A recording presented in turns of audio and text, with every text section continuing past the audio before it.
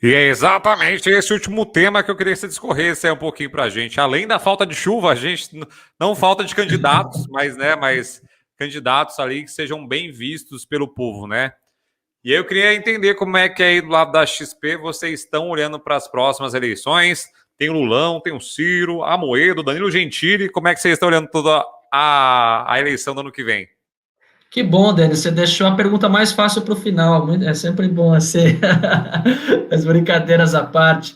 Ah, eu juro que não é aquela resposta típica, né, de economista, veja bem, depende, né, que muitas vezes a gente adota essa estratégia, mas de fato, aí falando de eleições no ano que vem, é difícil ter um prognóstico ali, né, categórico, algo único, tem muitas incertezas. Né? Aos olhos de hoje, aqui, claro, né, não sou especialista em análise política, a gente bebe da fonte aí, nós temos um time, né, XP Política, bastante renomada, aí, acho que uma das principais, se não a principal, do mercado financeiro aqui no Brasil. O que a gente, né, aos olhos de hoje, a gente percebe ainda uma probabilidade alta de, mais uma vez, um cenário de polarização. Né? A gente observou isso nas últimas eleições gerais. Isso tem uma probabilidade, eu diria, razoável, para não falar alta, de novamente se repetir aí no ano que vem. Do ponto de vista econômico, né, você mencionou aí alguns candidatos, eu acho que tem um grande desafio em termos de análise, de identificar qual seria essa terceira via, né?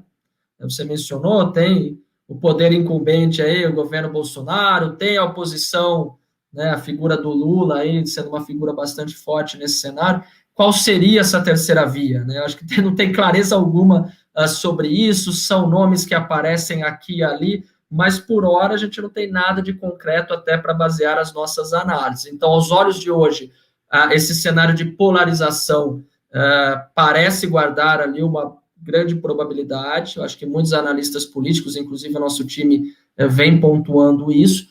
O grande ponto aqui do nosso lado, do lado do time econômico, é como que vai ser o debate da política econômica. Vai ser algo mais voltado a medidas populistas, a medidas de aumento de gastos, né, nessa saída da pandemia, né, ou não? Vai ser uma discussão ali calcada na agenda fiscal, porque tem essa melhoria do cenário que a gente comentou bastante aí na última hora, mas os problemas estruturais continuam, né? O Brasil tem uma produtividade baixa, né? A produtividade do trabalho no Brasil está muito aquém da média internacional, a gente tem déficit em infraestrutura, tem uma agenda de reformas enorme para ser tocada nos próximos anos. A gente vem observando alguns avanços relevantes, mas tem ainda um longo caminho a ser trilhado. Então, a nossa grande dúvida é a discussão de política econômica no meio da corrida presidencial ano que vem vai ter uma pegada e um viés mais populista ou não, de continuidade de reformas fiscais, de produtividade, porque isso é benéfico à economia no longo prazo. Essa é a nossa grande dúvida. Em termos políticos, eu acho que aos olhos de hoje essa polarização parece ter uma grande probabilidade, mas a gente sabe que no Brasil ali, o cenário, o quadro político muda muito, tem as frases clássicas, né? Há muita incerteza até julho, do ano das eleições.